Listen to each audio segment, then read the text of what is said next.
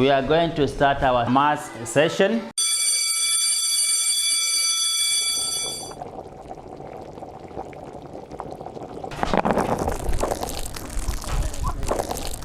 Shuleni kwetu pia watoto wetu wametatizika kwa sababu wazazi wa maeneo haya wamekosa ajira, hawana ajira, kutafuta kwao ni kwa shida, hali ni ngumu.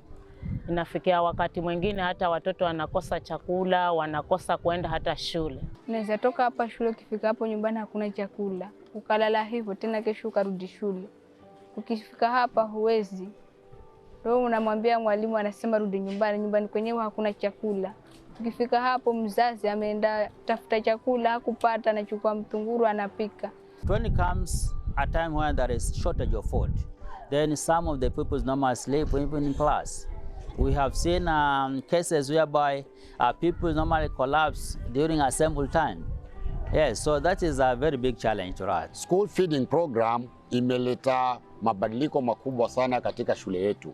Shule yetu ilikuwa enrollment inarudi chini kwa vile ambavyo njaa ilikuwa imekithiri sana katika shule yetu. Lakini kwa sasa tangu watoto walikuwa ni 267, enrollment imepanda, hata saa hii tuko na watoto 385. Hiyo ni kuonyesha ya kwamba pasingekuwa na shirika kama World Vision ambalo liliangazia hii eneo hili, basi idadi ya watoto ingezidi kudidimia kwa sababu ya njaa. Nashukuru sana kwa kila chakula ambacho mliweza kutuletea, kwa sababu kilitusaidia sana sana. Kwa sababu hapo mbele ambapo ulikuwa chakula kijakuja, tulikuwa tunateseka kweli. Kwa sababu unaweza toka nyumbani utapata chakula, hata kwa mfano umelala nayo kabisa, lakini unakuja shule hivi.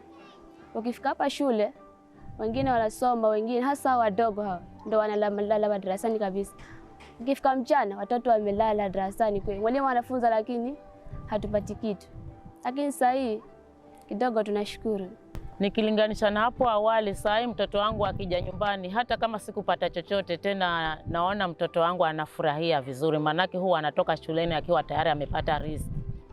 Kwa hivyo anafurahia zaidi. Hata ikifika asubuhi, hata usipomwambia ondoka uende shule, tena atatoka, kwa sababu anajua hata nikiwa nimelala njaa, nikifika shuleni kuna kitu chenye nitapata, kuna riziki nitapata. Kweli chakula imetusaidia sana,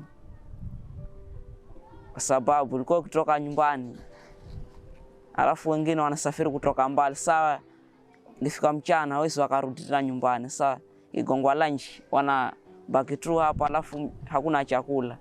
Sema saidia wengi sana. Kwa hiyo nataka kutoa shukrani zangu kama mzazi wa Kavunzoni Primary. Nashukuru sana ili shirika la World Vision, manake limetusaidia wazazi wa Kavunzoni. Kufikia sasa tunaona shule yetu, watoto wetu wanaendelea vizuri, wanafurahia sana chakula. Na vile wamepata chakula, hata kwa masomo yao tunaona wakiongeza, wakifanya bidii zaidi masomoni. Na watoto wetu elimu yao pia inaongezeka, mini score kutoka 174.8, saa hii tumefikia mini score ya 195.6. Hiyo nionyesha ya kwamba it is a positive mark.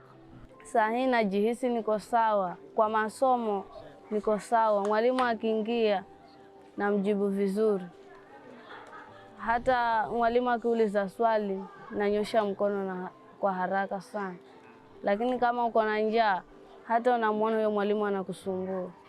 Mwisho kabisa nasema muendelee kutuletea, kwa sababu hicho chakula kweli chatusaidia sana.